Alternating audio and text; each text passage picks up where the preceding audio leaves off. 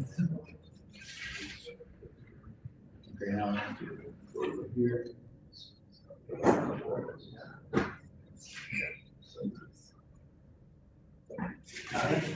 Yeah, but I need to go to that here.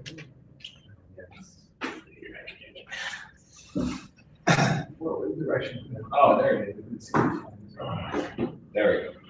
Make sure you got your questions.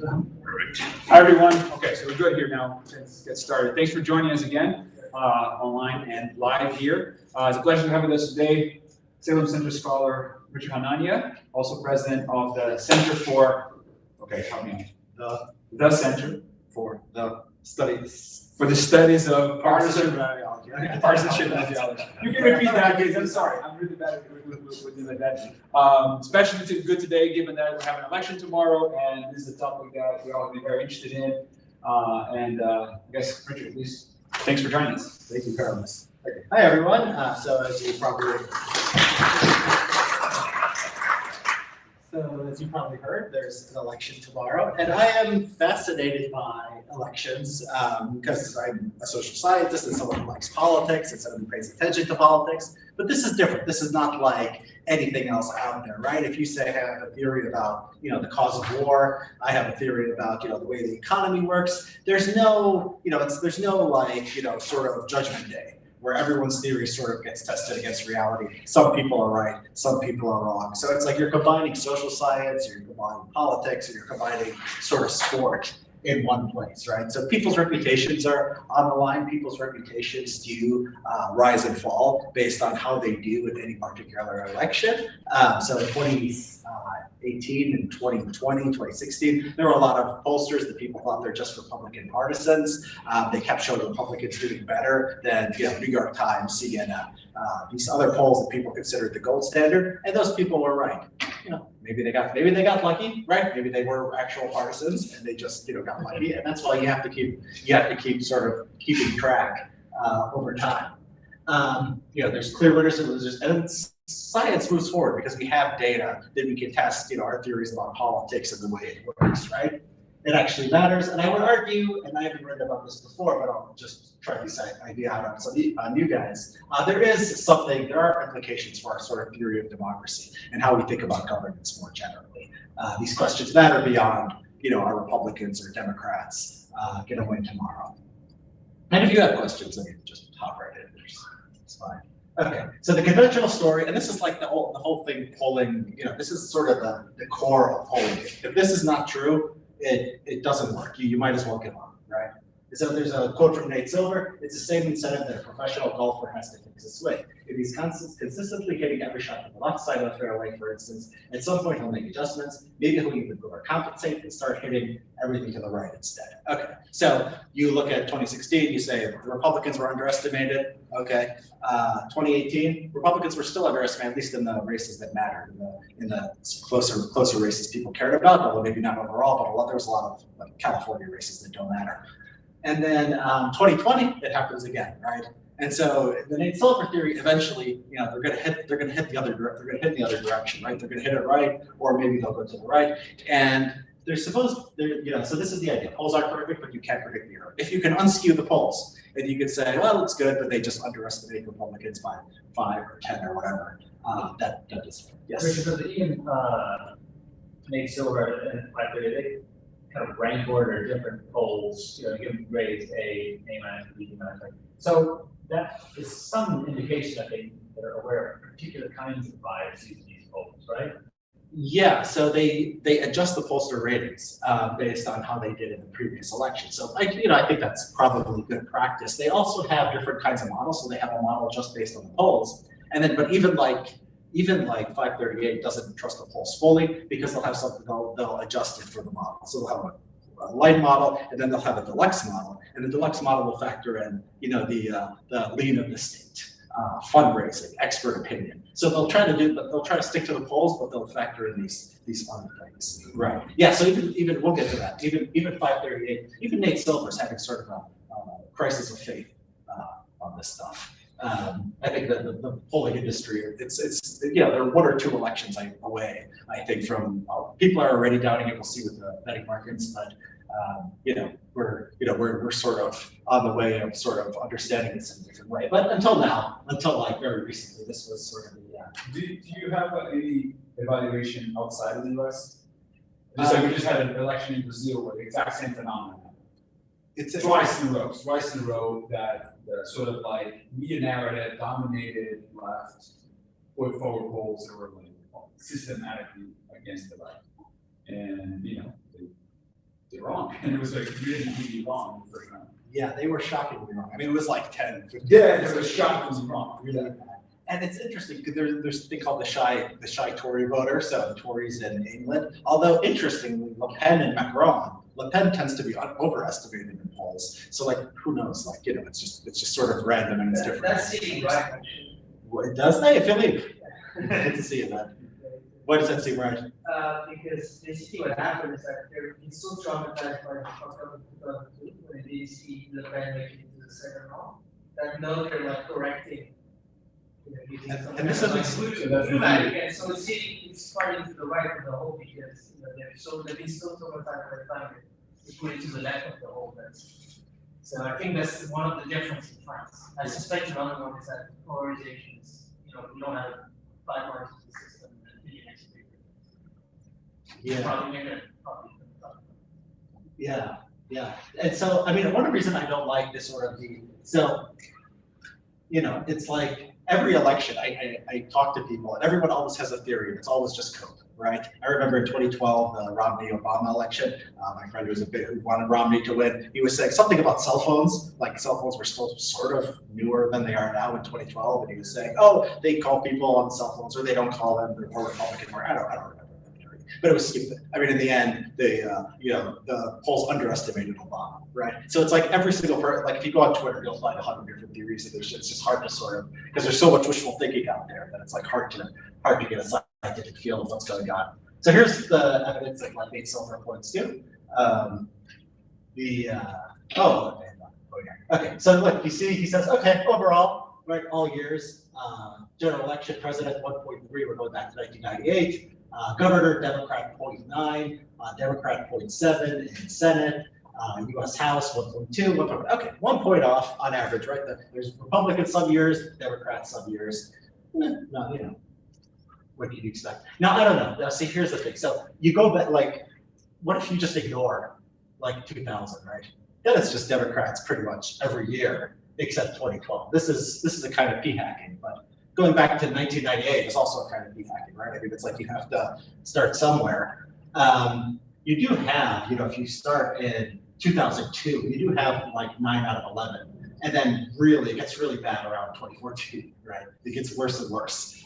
So this is an indication that they were okay for a while. Maybe they overestimated Republicans in 98. And then they became okay. They were like, and then now they're just becoming worse and worse. And 2016, 2018, 2020. 2018 is a little bit deceptive because this overestimated Republicans, not in the close races, not in the races people care about. We'll see that. So yeah, I mean, if you go back to 1996, right? This is what the map looked like in 1996. Clinton wins Louisiana. Clinton wins Arkansas, right? Clinton wins West Virginia. West Virginia won by like 30. Biden loses West Virginia by 30. A different country. Like, I don't know if you can go back to, you can go back to Calvin Coolidge, right, in 1920 and say polls overestimated or underestimated. It doesn't tell you much because the politics is, always getting scrambled. So like, I just did this like little analysis. So it depends on what year you start, right? So if you're starting 2014 to 2020, you do find, pretty consistent average. Anything but besides, just you cut out 1998. If you start at 2002, basically you're finding a Democratic average, and then the closer you get, like the later you start, the more consistent and the more large the Democratic advantages. Richard, we're also talking about like there's a lot more polling going on further down, but closer to the president get too, correct? I mean, yeah, that should make it better in theory. In theory, yeah. So, in terms of like the method. Yeah, the method. I mean, the response rates are plummeting. I mean, that's also happening too. And that's one theory of what's going on. So here's 2008. I just want to bring up 2018 because these are the Senate races, right? And like, Texas, some states that do better, but these are the more competitive ones. And you still find, and it's really bad Midwest, Indiana, Ohio, Michigan. I mean, it's the same states as 2016, 2020. We're having the same problem over and over again. Here's a correlation between error in 2016 and 2018. And so you see where the overestimate, this is polls overestimating Democrats. This is where they overestimate Republicans, like California, right? Nevada, Western states and Northeast. It's sort of like, it's weird. It's like almost like the red states, they underestimate Republicans, and then they underestimate Democrats in the blue states. But then like the Midwest is this thing where they look like blue states, but they're always swing states. So that's sort of how you can think about polling error at this point. Okay, so there's an easy way to solve this. You're just getting it wrong every time in the direction of giving too many points to Democrats. So you say Republicans don't answer polls. So you just go and you wait on Republicans, right? You can do this for any demographic group. That's easy. That should solve the problem, right? And so the question is, why haven't they been able to do this successfully? And now the third straight election cycles. And the issue might be it's unobserved characteristics that are driving the errors. So there's a good paper here by Joshua Clinton and some co-authors that just recently came out. They had basically an exit poll in 2020. It was people were voting because of Corona all through the months before, so they were like basically calling people, asking who they voted for, and just getting an estimate of what the states were. So they're surveys, but they're really exit polls too, because they're calling people about what they already voted. You asked how many times they voted? No, they didn't ask. Or whether they voted for any dead people, no. And so here's like what you find, like Republicans. Oh, and this is the cool thing about the study. They have the voter file, so they know who they're reaching out to. I call Mr. Smith. I know he's a Republican. I know he's Hispanic. I know whatever. And you can see how people respond. In some states they had the actual voter registration data. In some states they had to impute it from demographic characteristics and where they're living and stuff like that, which can be pretty accurate. And so this is the finding, the probability of responding to a poll. So Republicans, less likely to respond, probability of 5%. You have independents, Hispanic, Black, other race, and then everything else is pretty much, not significant, right? And so, you can look at that and say, okay, we can correct for that. They go back and they correct for that, and it doesn't fix the problem. You put more weight on the Republicans, and, you look at here, like Michigan, right? Okay, you make up like 2 points, but the polls were off by like 10, right? You go to Pennsylvania, it's something similar, right? In Colorado, it solves it, but you don't solve it. These are unobserved characteristics. There's something about people who respond to polls that you can't just get demographics. It's not simple as they're women or they're college educated or not college educated. One of the theories about 2020, going back to 2016, was too few non-college whites. And they said let's poll more whites without college degrees. It didn't fix anything. It really didn't. It didn't make much of a difference. They were just as bad in 2020 as they were in 2016. And so there's something new that I just that was just sort of written about the other day in the New York Times. New York Times Siena poll. They're going to try to just pay people. They're going to pay people $25 to respond to a poll and see what happens. So they sent out this mailer to Wisconsin. They gave them a $5 bill just for opening the envelope. And then they said, we'll send you 20 more bucks. Just please tell us who you're going to vote for. And they got so far 1% response for a normal poll, 30% response for this. They're sort of doing a cliffhanger thing. They're not telling us, like, they should tell us the elections tomorrow. So hopefully by tomorrow they'll tell us if there's a difference. But that's, that'll be interesting. It'll be interesting if that actually fixes it, or if it's the same, or if it's different, or whatever. This is ridiculously expensive. If you want 800 people, you'll have to pay $20,000 just to, get people to talk to you, and then on top of the administrative costs. So this is like what you have to do. Like, not many people can do polling. There's just people aren't going to not be able to afford it. It's going to be prohibitively expensive, but it's good. I mean, it's like you get 30% response rate. I would have confidence in that. It still could be biased, but yeah, I would have more confidence in It that. doesn't seem that much for the New York Times run a few of those for an election cycle. It doesn't seem that much money. Yeah, you're right. You'd have to do it for. So some of those, they have the knowledge panel. Why don't they sort of something stimulated? They have like 40,000 people on there. Like send them, saying, we're going to do. Ipsos sent their own panelists this thing. $20 to answer these questions, right? And then you have at least, 40,000 residents that, not necessarily, not for all. Yeah, but you have 40,000. You've already got a captive audience, just incentivize that audience. Yeah, but if you have 40,000 people and you pay $20 each, that's, $800,000. I mean, it's easier than sort of rolling 20 on mail or internet survey. Yeah. To get 30%. Well, yeah, the Ipsos, we don't know the Ipsos, how representative those Ipsos folks are, right? They were selected for, they agreed to participate without any incentive or anything, right?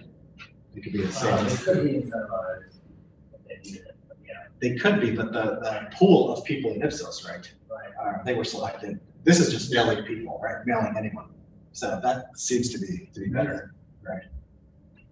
So yeah, you're right, Carlos. You can do that, but you can't. I think you probably couldn't have as many polls and as wide variety. But the fun of polling is supposed to be good because you have a lot of them and you balance each, and you're doing them at different times, right? Like the New York Times could just do one giant poll, like the week before or something. Yeah, they could. But that's not cheaper. Yeah, it's for campaigns. Would you bias your sample towards old people or towards people who, so you would have more statistical power but not be biased towards people who actually would be interested in having it? Maybe, but then you get back to observed characteristics, right? You can correct for that. You can just weight the rich people more, in theory, right? So, but before we reach, just one question, just background. Does the polling that the parties have, internal polling tracking they have, is it different than what we're observing? Oh, this is interesting. So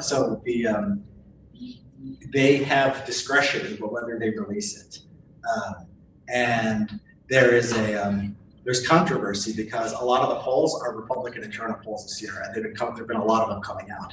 And these were people who they tended to be right in in last few election cycles. And the question is, why aren't there Democratic internal polls? They're just not coming out. And one theory is Because they're not very good.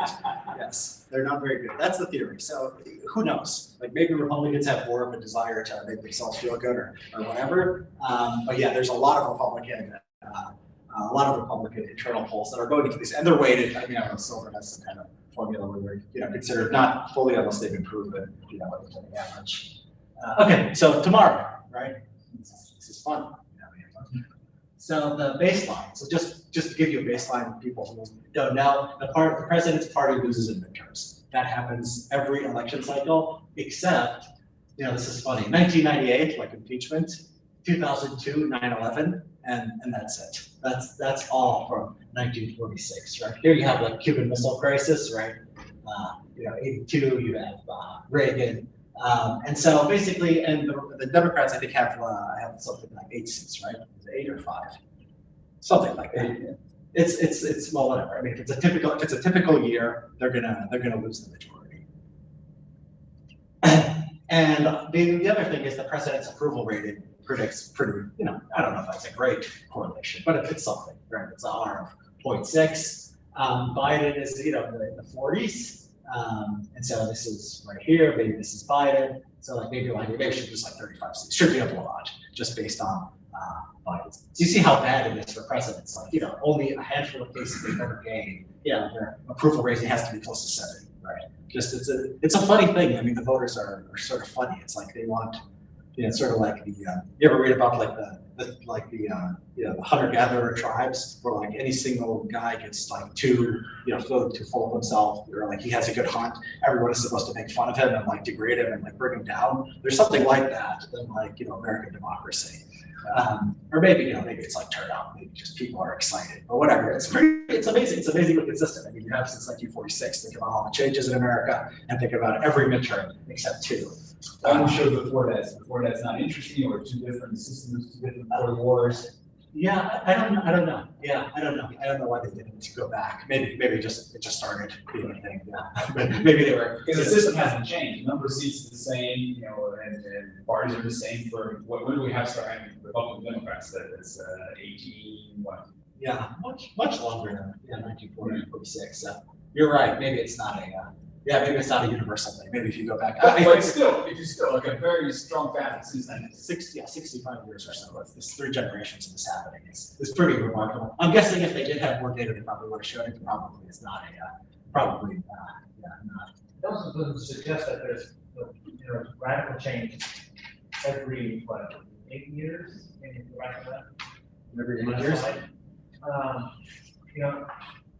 It's every second cycle in the 50s and 60s, and even 2012, 2010, and 2018, which would suggest we'd be a little bit smaller this time around, and then larger the next time. Oh, you're seeing a cyclical. I'm looking at sort of. So because in 2018 Republicans lost a lot of seats, this time you would think. I think that's probably. I mean, the big movements are all polarizing figures. But you look at like you're talking about right after the war, that's hard because you just lost this dictator that was around for a while, but then like if Nixon, Clinton, Obama, Trump, those are they're polarizing figures, whether like them or not. They're people that somehow reacted really in strong ways to them, as opposed to some of the others. But even Carter doesn't do that much.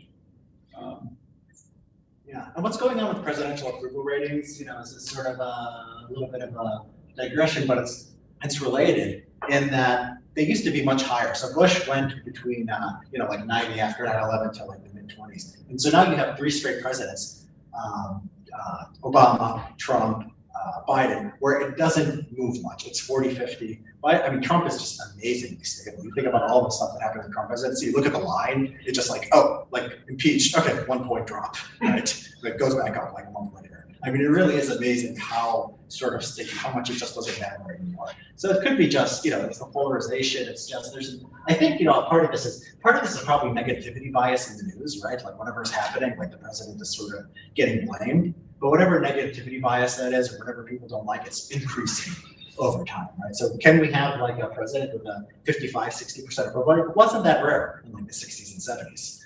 Can we have that today? I don't know. We'll see the next few presidents. It's just, it might be hopeless. So here's, the polls. So, everything tells us that this should be a blowout for the Republicans. So this is the deluxe model, 538, I just looked at it today, 55. That's Senate. No, that's Senate. Okay. Yeah, and it was less up until this point. And if you look at the polls only, it's less. I forget. It's like 40 or something. So you can toggle polls versus deluxe. So if you just look at the polls, it still should be Democrats. It should be Democrats in the Senate. This is the House. This is with everything factored in. 84% Republicans, 16% Democrats. Okay, and so can we have a Democratic overperformance? I gave you all the reasons we could have a Republican overperformance, right? So this is the basic silver argument of the putter, trying to hit the right, just trying to adjust his swing a little bit, going too far in the wrong direction. It's always possible. If that does happen, I think that's probably better for the pollsters rather than getting the same problem over, again and again. That's like sort of a random mistake rather than the same mistake over and over. There could be a thing where Silver has talked about this, where pollsters are trying to avoid embarrassment. They really don't want to make the same mistake again. And so they're really sort of just doing whatever they can to make the numbers look better for Republicans, subconsciously. It's sort of like, it's sort of conspiratorial to say, oh, they're Democrat, they're all liberals, so they all want the Democrats to win. I usually don't trust when people say that, but who knows? That could be part of it. Maybe that's why they haven't corrected very well. There could be some kind of, I think that the incentive to get things right is probably more higher than their partisanship, but who knows? The partisanship tends to be important these days. Again, GOP polls, who knows? It's funny because like people are like, oh, these Republican pollsters, like I still have a feeling some of them just might be scammers. Like I could just say I have the Richard Haney polling company, add 5 points to Republicans. I would have looked like a genius in 2016, 2018, 2020. They could just keep doing that. And they could look smart without having. I doubt that they have some secret sauce, honestly. Like it's like they say, oh, we do in person rather than this or this rather than that, and it's just hard for me to believe in a world where like 1% or less, like you're doing something right. I think you're just sort of you're just putting your thumb on the scale and it's happening to be right. That's what I think is going on. Although there was one pollster, Trump group, who was pretty smart because he looked pretty smart because he was with all the other pollsters in Georgia in 2020, and they were right. But then he said the Midwest was a problem, and he had different poll results for the Midwest, and that turned me around. So, okay, so that's a little more convincing. Maybe you figured something out. We'll see how they do. We'll see how they do this time. Another cool thing you can look at is polling versus betting markets. So the betting markets don't believe the polls. So we have predicted here. This is for various races. You have Arizona, you have Senate seats, you have all these governor seats, you have GM Senate, GM House. We have predicted. We have the Salem Center, CSPI. We're having a forecasting tournament, hiring a research fellow for those who don't know, based on who does well. You have the 538 Deluxe. That's the model with the polls, but with a bunch of other stuff. And then you have the regular 538 poll. This was a couple months ago. So it all looks better for, it's not a couple months, probably like less than a month ago. So it looks better for, it's going to look better for Republicans, but you basically get the idea, right? So the Senate, it was saying, looks like we could 40 at 50, and then both the 538 models were around 20 to 30 or so. I love, Pennsylvania has like this giant gap. The governor, but also the Senate. Look at the Senate. The Senate was like 40, had 40 predicted in Salem CSPI, and then the polls only was saying, Dr. House has 10%, and it's shifted. That was a month ago. Now it's like now they're both like, now they're like, imagine everything here goes 20% to the right. It's basically. What am I looking at here? What are the 0 to 80? I can't see the title. Probably. What? Were you looking? What am I reading? This is, so you see there's something left at the bottom? Probably to the left. You literally can't see the title. Sorry. The Republicans do mean that.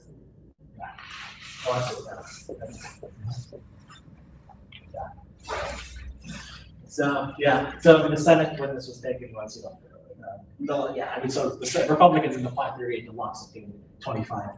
And this is actually Talib, the Steve Nicholas Talib criticizes Nate Silver because he says, like, if you're giving a probability 1 month out, it should be sort of random. It should be like as likely to go up as go down, but there's this tendency to tighten.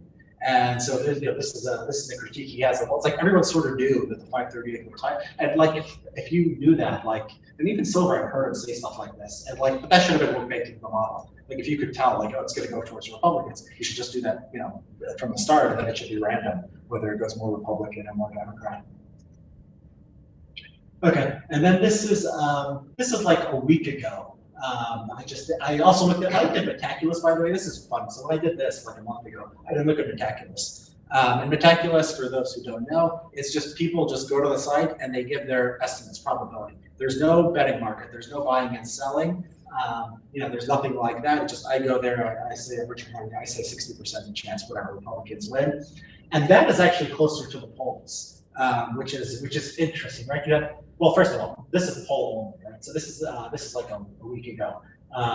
You have Republicans, House 72, Republicans, Senate 38, not even 538, right, believes that the Deluxe model gives Republicans, about 10 points. But then Metaculus matches the Deluxe model, right, pretty much. And then Salem, and then Predicted, and there's another website called Polymarket, which uses crypto, like cryptocurrency kind of bet, and they're all pretty much, they're saying 90% Republicans take the House, and something between 60 and 70 something percent Senate. So it's interesting, and I wonder, one theory I have is that it might be the politics of these people. I don't know, like, if Republicans are more likely to bet on politics, but like I know a few predicted super fans, and they tend to be conservative. Salem CSPI probably for conservatives. Metaculus is maybe more liberal relatively, so maybe it's all just nonsense. Maybe like the only reason the prediction markets think Republicans is because the Republicans go to the prediction markets, and really we don't know anything.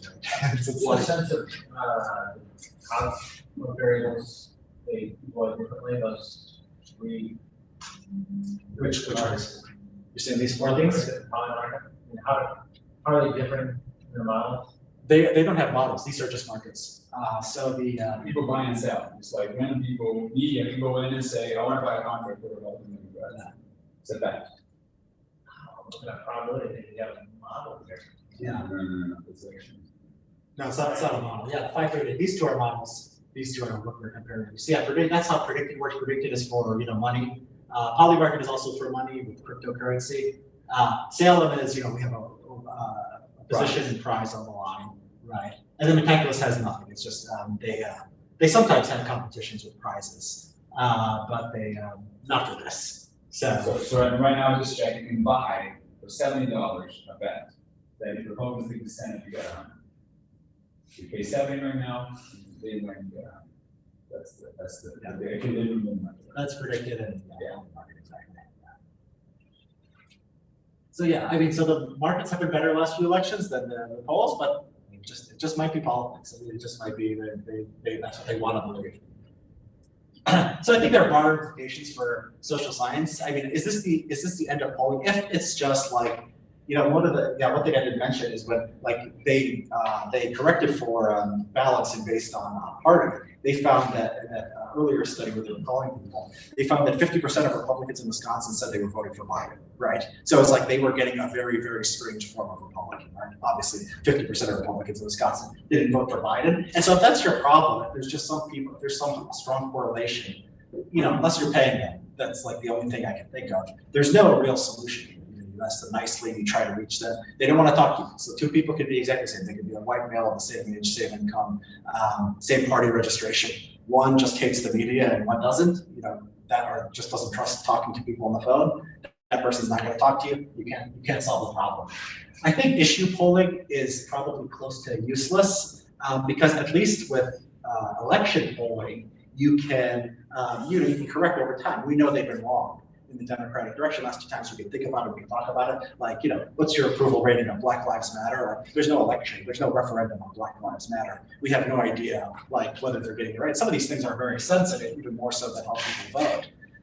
And so, like, who knows? Can you trust this stuff? The COVID restrictions is one of my favorites. I mean, if you look at the polling for COVID restrictions, like until very recently, I haven't seen much polling recently, but like before that, it used to be like 95% of people say lockdown forever. I mean, it's like amazing, you know, I'm not exaggerating, but it'd be like, you know, 60%, 70% still want a mask mandate, like everywhere, 2 years out. And then like I saw one for the airlines before they got rid of the mask mandate. It was like, you know, would you still wear a mask on a plane? And it was like 60, 70% said yes. I was just on a plane, right? I've been flying. No, it's, you know, nobody's wearing a mask. So people who like COVID, either people like think it sounds good to say, oh, we're not going to, you know, we're just going to be as safe as possible, or the people who talk to pollsters are, you know, a little bit more worried about COVID. But I think this is a good example of like what you can see with your own eyes versus what the polls are saying. You can't trust it. That was a poll in France during the second lockdown. They asked in favor of the lockdown. It was like 85% of people who said yes.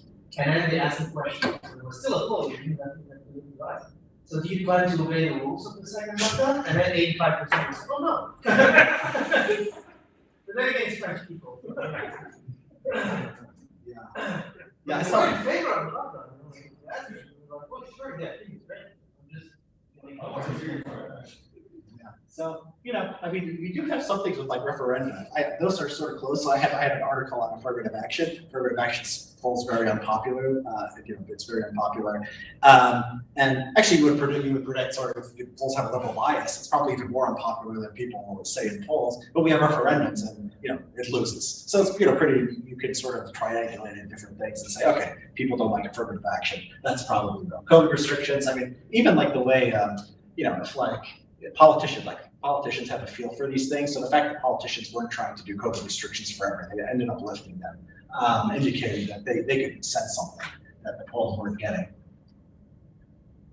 Okay, and so like me, I mean, I sort of, you know, I like this stuff, but I sort of wish the polls would be embarrassed because I think that we maybe pay too much attention to the horse race. I mean, I think if you watched maybe like a political show or political discussion 50, 60 years ago, maybe this is too optimistic, but I mean, people focused on the issues, right? I think that there's a sort of opportunity cost to almost like treating it like it's, you know, like it's a tabloid or something. Oh, this guy will get an extra 10% of, you know, Hispanic women or whatever.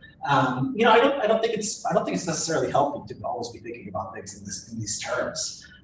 There's also polling as propaganda. You know, there's what people call push polls. So, you know, you can, you know, it's not going to be a surprise to you guys that, you know, depending on how you ask the question, depending on how much information you give people, you know, you can get different kinds of results.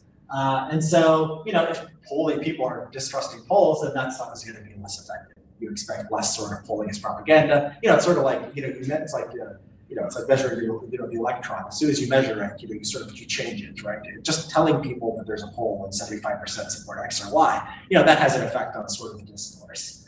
And so, again, COVID restrictions are a good example. Like, what if like the polls are fooling politicians and they're doing these COVID restrictions longer than they had to just because they were looking at polls, right? We were getting a policy that people didn't want necessarily, just because of the 0.1% or whatever it is who actually pick up their phone and talk to pollsters.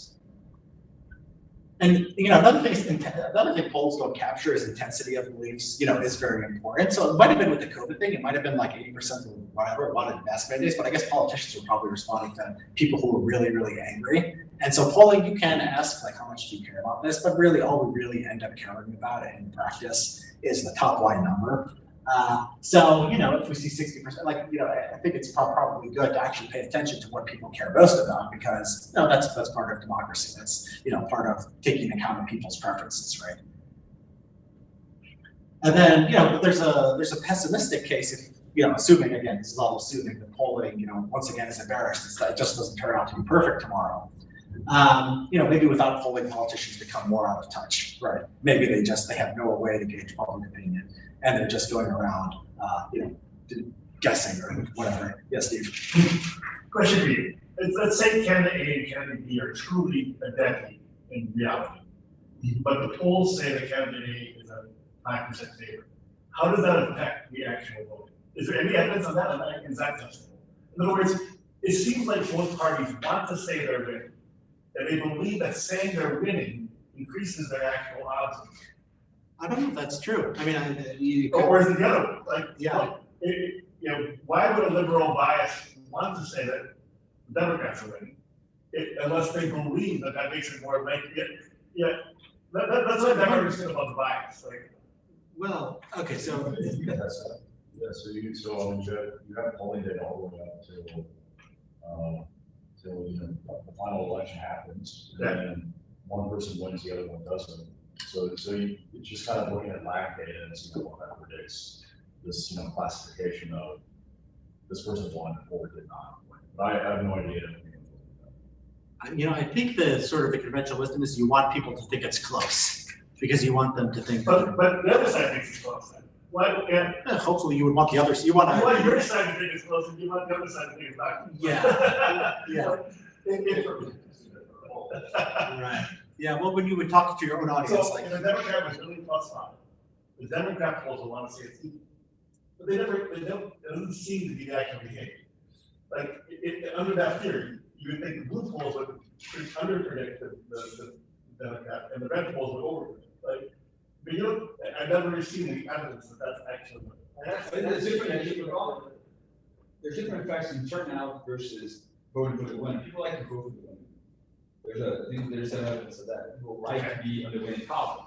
So the question is whether you can change turnout for the people in the middle. The people that might want to be swayed by those types of effects. Right? Whether it's like I want to vote for the winner or I want to make sure to go. And maybe there's some variability we can find in countries where you have to vote versus countries where you can choose to vote. But again, the bias in things might be very different abroad in the US. Yeah. It also depends on the bias. What is the bias is conscious. If it's just wishful thinking, consciously doing it, then it wouldn't be that surprising. Even if actually motivates it more, let's say, exposure, if the bias of unconscious is a result of that wishful thinking, you still get, 5 posters saying that it's a +5. It's actually. Yeah, I think what you're arguing against, Steve, is like sort of like a conspiracy theory version that they just want Democrats to win, and that's if the sort of psychology, the part of psychology is exactly as Philippe says. I think we play out it differently. Yes, they want to believe in their souls the Democrats are going to win, right?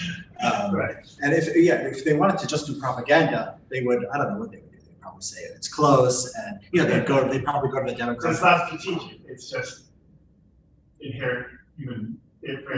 Yeah. I don't buy the strategic thing. I mean, a lot of it's funny. There's a story in the Times that in Brazil, like the conservatives wanted to criminalize polls that were like outside the margin of error, which is like it's just crazy. I think that there is sort of this idea because you're right, it's not a good theory because it's not exactly,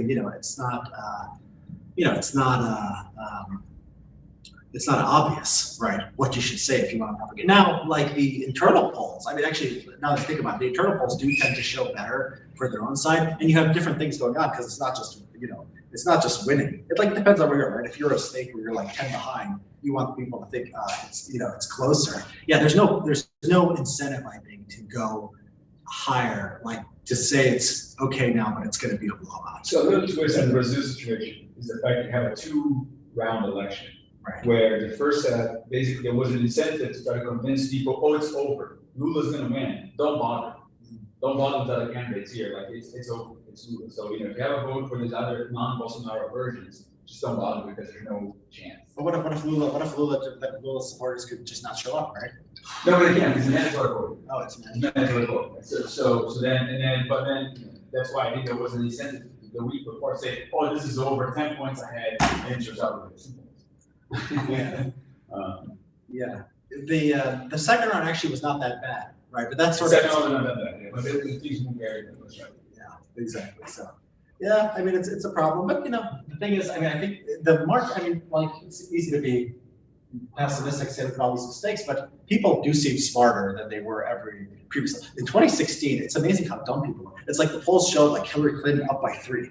These models, 99% chance. I mean, nobody thinks like that anymore. I mean, people were really, really stupid back then. I mean, they've gotten smarter. Nobody says anything is 99, especially not a 3-point race. There was no reason to be that shocked when Trump won, right? Based on the polls. And Nate Silver was sort of, one of the reasons he's somebody I listened to, and these other people don't, because he was one of the people who said Trump actually has a chance, and these other people were saying, what are the odds that all these state polls are wrong? And it's like, no, it's like, it's all one poll. If they're off one place, they're likely to be off somewhere else. So the errors are correlated. So it's like the marketplace of ideas, it's sort of working. We're getting smarter, each election cycle, and we'll see what happens tomorrow.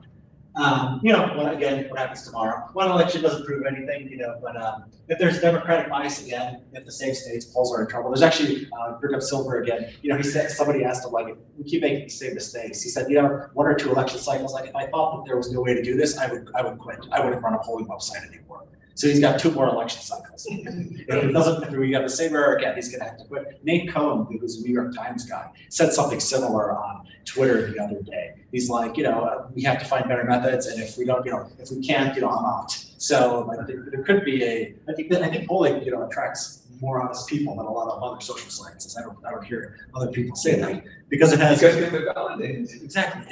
We feel like we could just attract better people and they behave better. Exactly. So that's why this is fun. A Republican bias in the polls would indicate we might solve the problem. So yeah, if it would seem random again. If it's if the polls overestimate Republicans, betting markets versus polls is like another it's not just battle of pollsters, it's battle of pollsters also versus betting markets and people with incentives. And this is clear. The Republicans believe the betting markets have looked better the last 2 election cycles. They'll just add to their case if it happens again. If Democrats do relatively better, then the polls are good. And then Democrats doing well would also overturn some, like the polling saying that Democrats are doing relatively okay is sort of in contradiction to the historical trends of parties losing a lot and the president's approval rating and things like how people feel about the economy having a predictor. Just on a historical norm, Biden should be dragging everyone down. It should be getting crushed. If that doesn't happen, something else interesting. Maybe Roe v. Wade. The other interesting thing is during the summer there were all these special elections, and Democrats did much better than people expected, and it was on the heels of the Dobbs decision. And what's so interesting about that is everything else is just polls. This is like actual real data. And so the question is, does that carry over into the midterm, the November 8th election, or are people that sort of short attention span that it really mattered, it overturned our election in summer abortion day, and now we're just going back to normal midterm election where the president loses. That's going to be interesting too. I think if Democrats do well, it's going to have to be the Dobbs decision. I think that people, if you look at how people are spending money on adds. This is like where each side thinks they have the advantage. Republicans, all their stuff is on crime, defunding the police. All the Democrat stuff is on abortion, right? And so this is where like each party thinks that they're. So if it turns out the Democrats do relatively well given the historical circumstances, you'd have to say it's part of that because they're running on that strategy. And given what we saw in the summer during the special elections, it would be a good case since Trump's changed something, but maybe not. Maybe it's just going to be a normal year. Okay, and then you can read more. Richard Hanega, probably maybe Unfixable. You can find that on my Substack or my Google. Thank you. So if it does seem to be unfixable, what would be, so let's say we're out of framework control. What would be the next method to use? I mean, can you use, for example, like fitting like supervised learning model? Just take all the previous data that we've seen for maybe all of the previous presidential elections. You have a bunch of covariates you can measure how the market is doing, who's going, whatever. Or is that a situation where it's not enough data? I wonder if the deluxe model that makes Zoom has some elements of that already, right? Exactly. And the question is just, do you have, because the deluxe model, I think, still has polling as sort of the base ingredient. Right. Maybe you would just do the deluxe, because the best predictor of how state votes in 2022 is 2020 and 2018. You don't assume like it's going to be wildly different, and then you just take the economy, you take one or two things, and then you can maybe have a pretty good estimate. We're not completely in the dark, right? Yes, sir. What do you think about exit polling for early voters?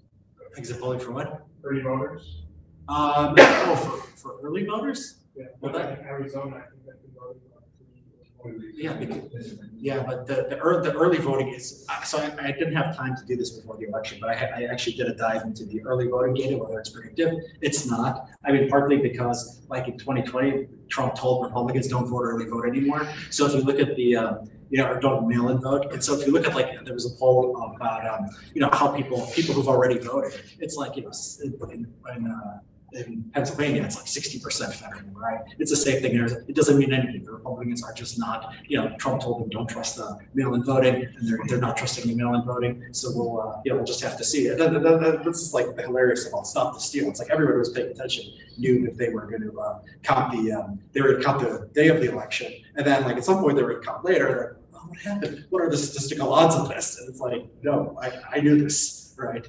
And so it's probably Why didn't report the early vote early? What's that? Why didn't report the early vote early? I don't know.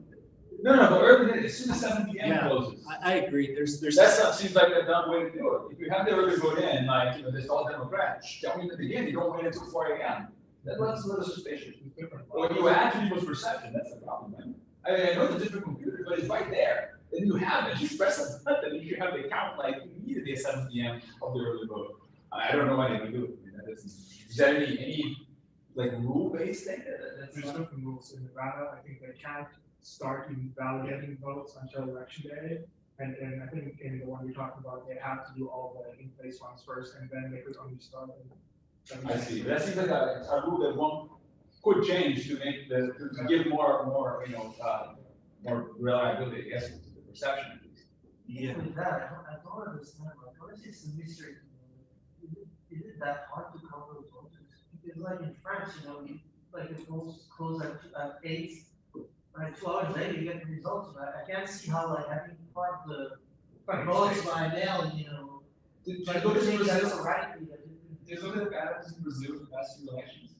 It's like always the same thing. And it's really interesting how you get like all the right-wing votes, right-leaning votes come first. And then it's this like slow thing until like the left, passes the right. But every cycle in the past, but it's like it's such a perfect line. It's like I don't get it because it's in a lot of places, a big country, lots of different things, all the same machine.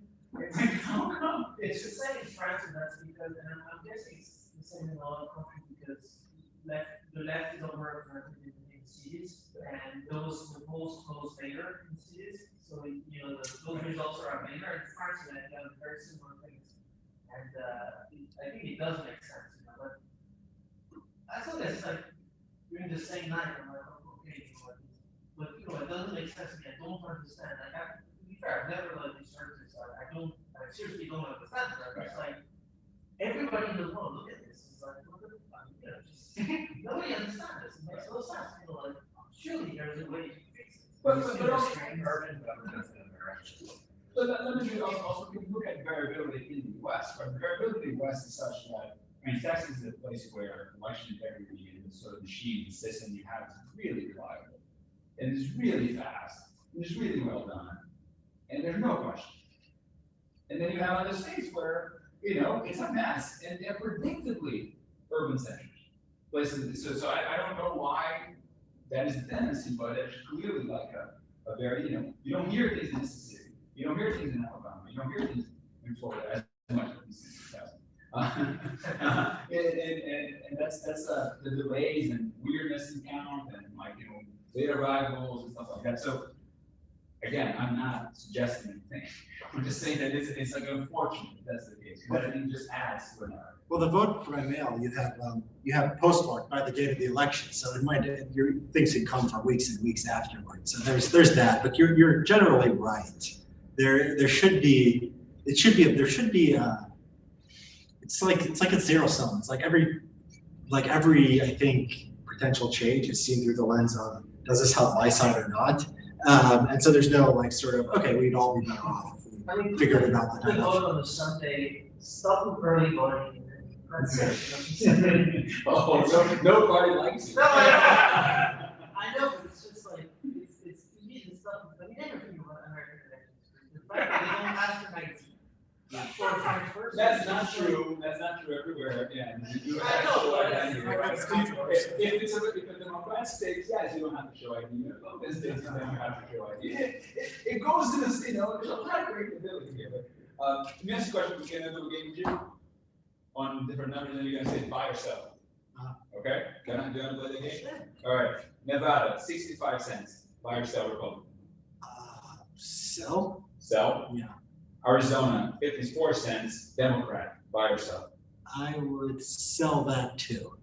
Sell Democrat, okay. Explain what that means. So that means he just said that the market is saying 65% chance that the Nevada goes Republican. He said he thinks that's too high, he thinks it's lower chance. And then the market says the 54% chance that Arizona goes Democrat, and he said that's too high also, he thinks it's lower. All right, let's go to Wisconsin now. 86% chance that Republican wins. Buy or sell? Oh, I think I would hold. I mean, maybe sell, but not by much. I mean, Okay, so good enough that one. All right. Pennsylvania, 62% chance a Republican wins. You know, it's funny. I always said Pennsylvania was the one where I just, you know, it's like I just like numbers, but sometimes I just look at the candidates. And I'm like, one race, I feel like I have the right to just say, I'm looking at these candidates, and there's no way, you know, it's Fetterman over Oz. And I thought I was always overestimating Oz. I bought Oz on predictable. It was like 30 cents. I'm like, no way, this is gonna come back. But now it's like 65. 62 right now, yeah. I feel like the rest of the world has caught up to me, and I'm like, I'm not going like more than that. I think it's like, you still hold the bond? I hold it for fun. I mean, just okay. Let's enjoy myself tomorrow. But I think rationally, I think I would probably maybe sell. I don't know. All right, last one then. Georgia, Herschel Walker, 66% chance of winning. 60. I would sell. Sell. Okay, so you think that's too high? The overall predicted right now 7%. You seem to think. Yeah, predicted is actually even an outlier for the other like betting market stuff. They You really betting market believe is in even much. Agree. You should never bet $50 million. I'm saying, if you put it in hedge fund size money, it'll be very, very accurate. Because they'll do the research. They'll spend the money. Yeah, I mean, government is trying. I don't know if you know this. They're trying to shut down predictive. Yeah. 850 is like too much for people to. Yeah. Well, if you want accuracy, but it's zero sum, but it doesn't cost anything. If you just you allow the markets to be much more size. You can't predict. You can't bet very much. You're just not allowed. If the government just changed, well, this would cost the government. Right. You say you can bet as much as you want. So Kelshi is applying for this now. If you could, if you just said there's literally no restrictions, you can trade as much money on this as you can trade the 10-year treasury. Yeah, you can make $1 billion bet with 10-year treasury on the side. Those are assets. Well, Yeah, well, we can do that in betting now with sports, so I don't know why they don't allow this in betting. Well, they would if you could do it for $1 million bet. Oh, absolutely. Okay, by the way, yeah, I had this discussion with someone. I think the most liquid market in America, if you could have it, would be betting on real estate prices. I think people would be more addicted to that than sports betting. I actually really think if you got a liquid market where you can bet on real estate value by zip code, everybody's got a deal, but one zip code is the most valuable. It's under that. Everybody has that. I think that would be and there actually would be hedging reasons to do it. You can trade bundles like Austin versus San Antonio. I think that would be an awesome market. Like I wish we should betting markets. You could bet a lot more because I'm sure they would be incredibly active. So there's a website called Kalshi, Kalshi. They're applying now. They were hoping to get it before the election to be allowed to do the betting markets. It doesn't look like it's going to happen, but yeah, if they get approved by whatever the CFTC, you'll be able to do it at least once. Yeah, I'm party to the lawsuits. Many of you know, suing to keep predicted going. I mean, 850. They want to take away our little $850 bets. I mean, like protecting us from what? It's really. And also, is there a base in New Zealand? No, it's in Canada, Wellington University. Like, where's that? Yeah, I thought it was at. No, that is New Zealand. Wellington, New Zealand. That's like. Okay. I thought they moved their operations to I thought they were in British Columbia. What do I know? I have no idea. It's US government. It's US government who wants to shut them down. Yes, the CFTC. They gave them permission to do it as long as they do not they had to comply with some conditions, and then they just randomly sent them a letter, not telling them why, saying you didn't comply with the conditions. Some people think now that the Kalshi website, another website I was talking about, has been lobbying the CFTC, and so there's a lawsuit down in the district court here in Texas. So what is you mentioned the one that says done on crypto. I would think that's one of the perfect applications of crypto is that you don't need to worry about any government authority here, right? Just let this thing be run on crypto. I think so, yeah. I think it's the legal sort of status of it is sort of, I don't know. Like, I'm not sure. I think the legal status might be iffy. Yes. Yeah. Are there any financial markets besides betting markets that you can use as a proxy for election outcomes? Like, I don't know, do you think the price of oil will go up if the Republicans win?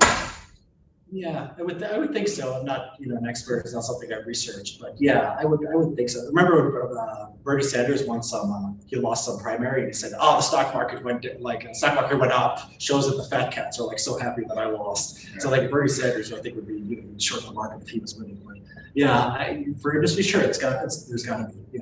I mean, there was information there. You should be able to, so if the markets know something, there be no surprise, right? And I think that I don't know if there's any, I'm sure there's somebody who wrote a paper on this, how much sort of it's Professor Hatfield. Here, I know because I'm talking about he wrote some paper about the stock market. Right at the election? Yeah, on the election. And what was the upshot? I don't remember exactly. I know he wrote a paper on it. Multiple papers. Yes. Okay.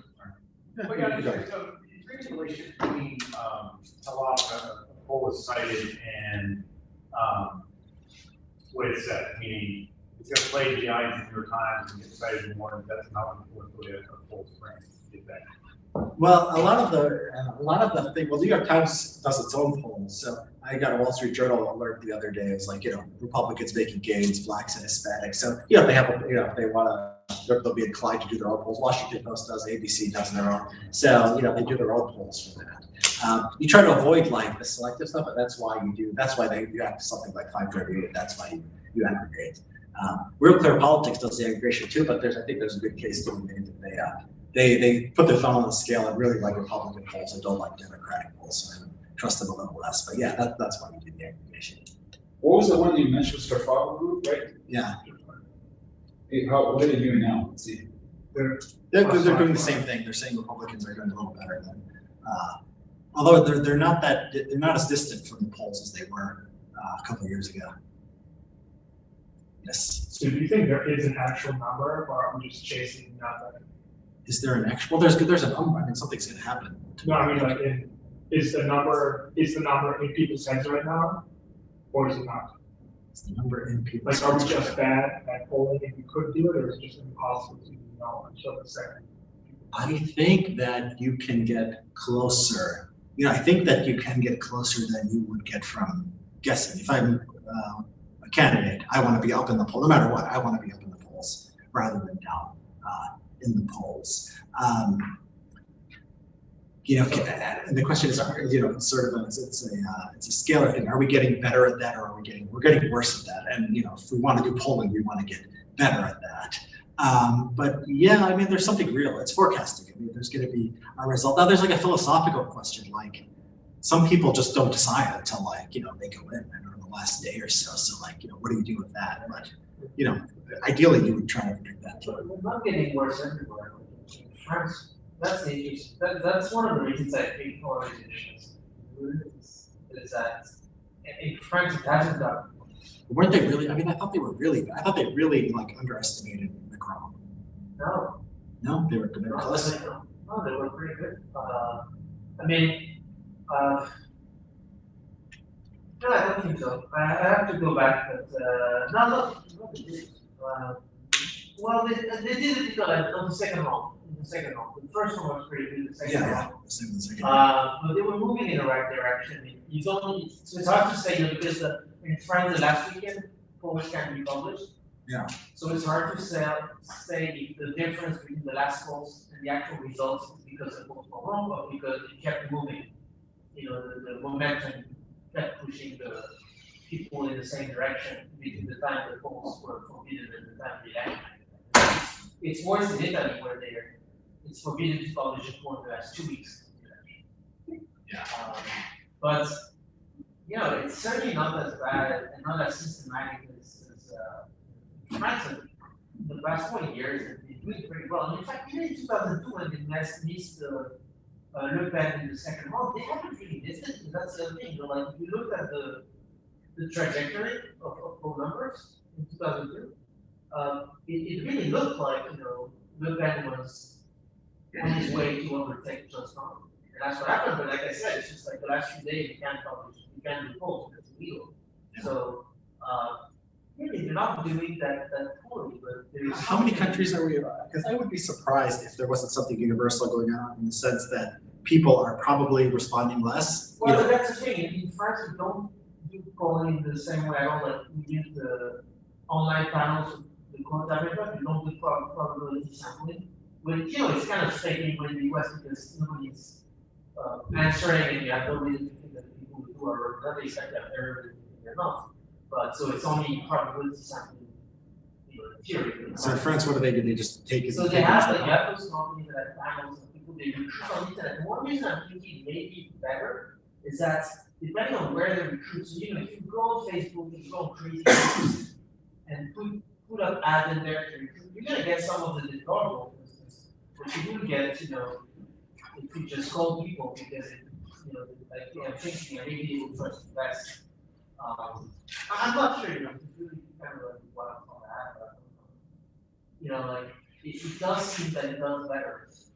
And like when you look at, you know, if you look at the tables we showed at some point, like, it's pretty clear that it got really bad on like 2014, which I think is around the time when like polarization in the US started, you know, it basically coincided with like the Great Awakening, and I think that's where you have this like, huge divergence between like two parts of the population.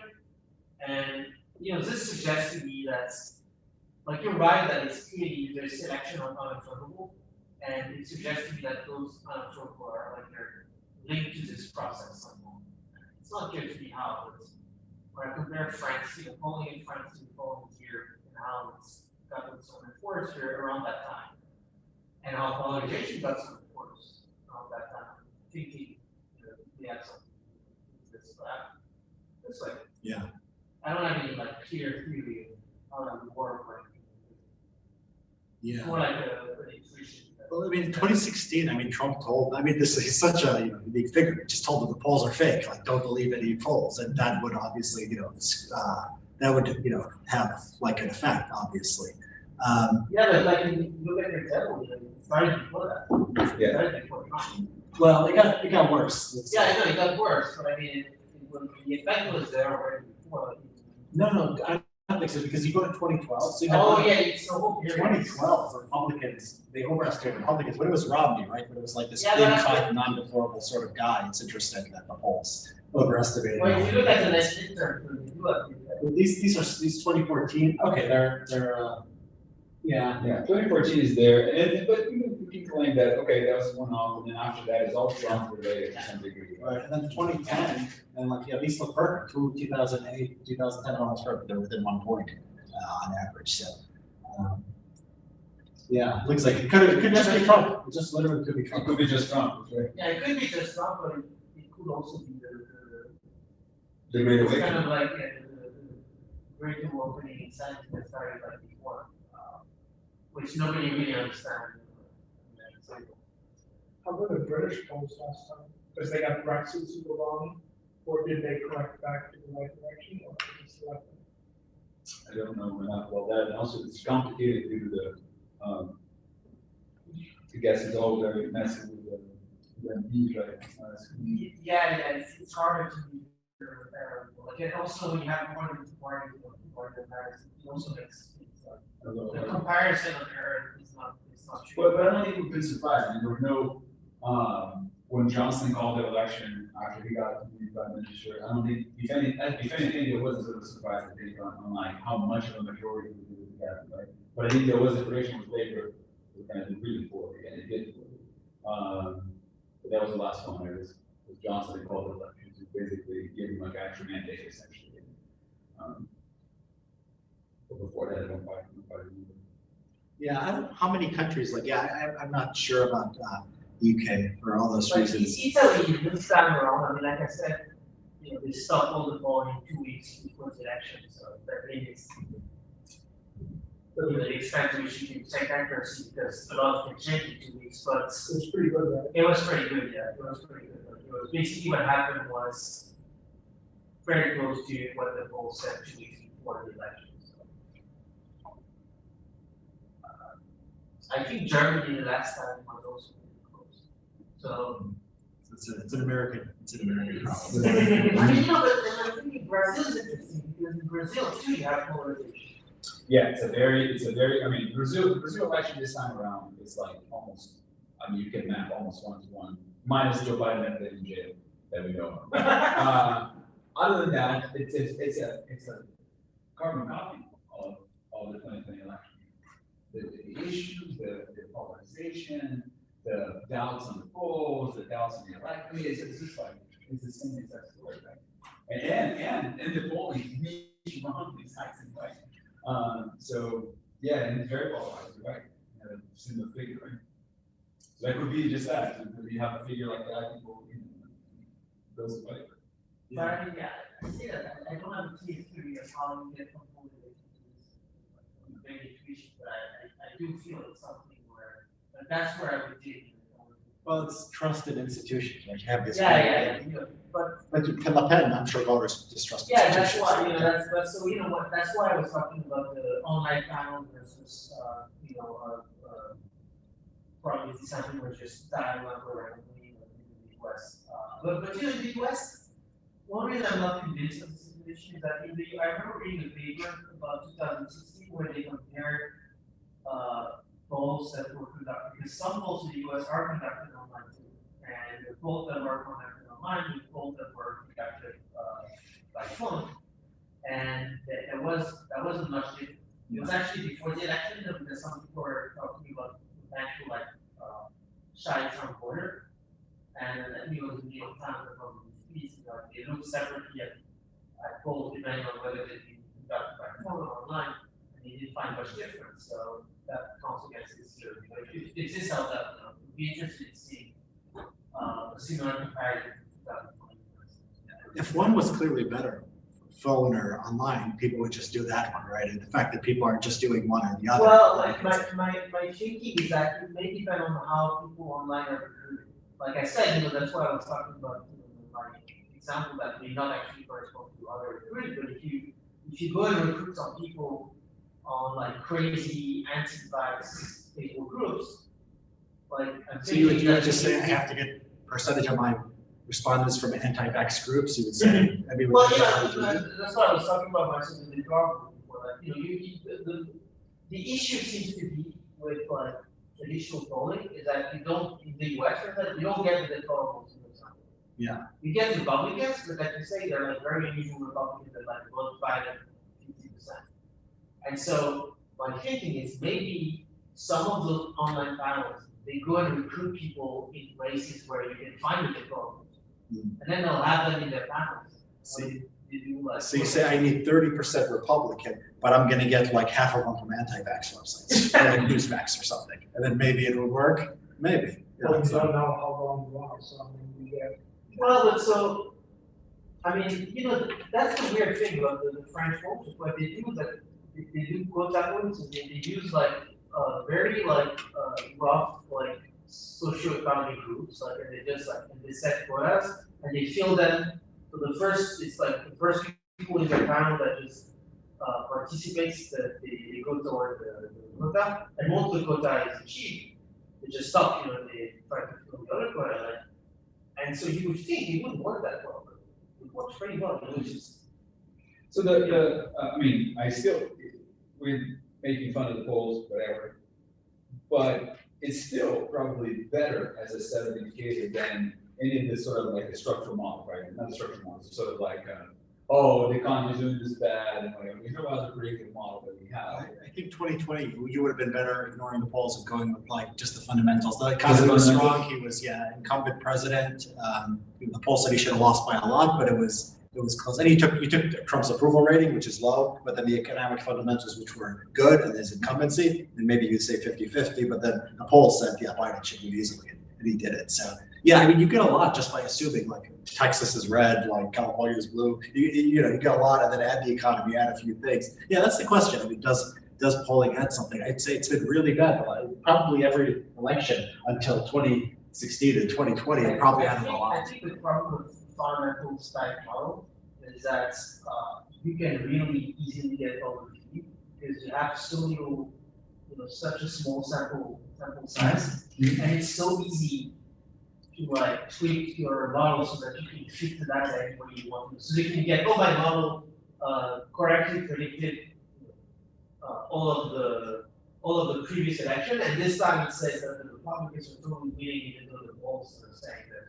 Right. And you see that all the time, you know, you have like blacks. So then you kind of agree with me that even though polls might have. Yeah. I'm actually skeptical, very skeptical for this, you know, fundamental type of models because, you know, it's like it's really easy to make them say what you want. Yeah, but the basic thing about that, like the economy is up, you would just start, the most basic thing you would do for Texas 2022, I'd look at Texas 2020, and I'd look at Texas 2018. Yeah, but that is there's so many ways of doing this. If you really want to, you know, I mean, like how do you take into account the economy? There are different ways to model the effect. The economy has that the previous results in that state have like it, and how you combine all that stuff.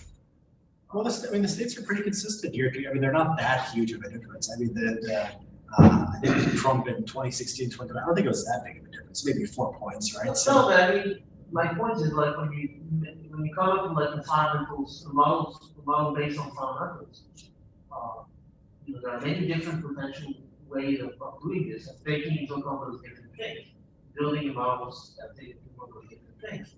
And so what happens every time is that you have a guy put together a model that correctly predicts, you know, based on fundamentals, that correctly predicted all of the previous. I've seen this on Twitter. You know, this happens every time, and that's because it's pretty easy to do. If you really want to do something, then you can say, okay, if you look at the model for what it actually builds, I bet that often it doesn't make all that much sense, but then there's a lot of like And what do you do in Arizona sense? Is it red? Is it blue? It's like super, all the interesting ones are all over the place. Yeah, that's true. Yeah, in the close ones. Like if I was gonna guess, I mean, like if I was gonna guess 2022, like even if the polls were saying Pennsylvania was like, you know, that had Fetterman up a lot, I would say it's probably gonna be closer. So this is why the market never believed that Ron Johnson was in trouble in Wisconsin. Because it just looked at Wisconsin the last few times and said, you know, he's an incumbent. It's a good year for Republicans. You know, he should be like North Carolina is another one where the polls show pretty close. The markets don't believe it's close. So the markets are doing this. They're really relying on fundamentals more than just the polls. And so the overfitting thing is funny. Yeah, I saw this thing like 2020. It's like this guy has a model, predicts every election since George Washington.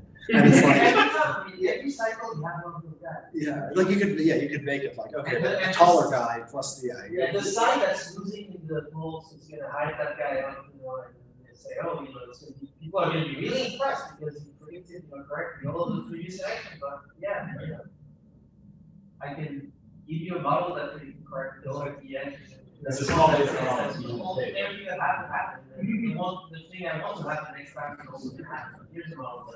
All right, final question. Any surprise you're expecting? Anything that's like, oh, no, let's pay attention to this one. This is the CNN. So the Oregon race, I think people have been paying attention to it, but the Republican might win in the governors of Oregon. There is, let me see, no, I don't think that's likely. Maybe Michigan had the governor's race. Michigan is a state where they're often getting things wrong. Maybe, but the polls indicate the governor's pretty popular and she should win. But who knows? I don't have any really strong intuitions on any surprises to mind. But there will be some. I mean, just by chance in either direction. So. I'm hoping for New Hampshire. That guy looks more like a senator from New Hampshire than the governor. Yeah. He has the face of a senator from New Hampshire. Well, he's got. There's been a few polls like the last couple of days where it's like tied. I mean, it wouldn't be that big of a shock. So, if that guy gets in, the Republicans are going to be okay. That's right. That's the hope. All right, thank you.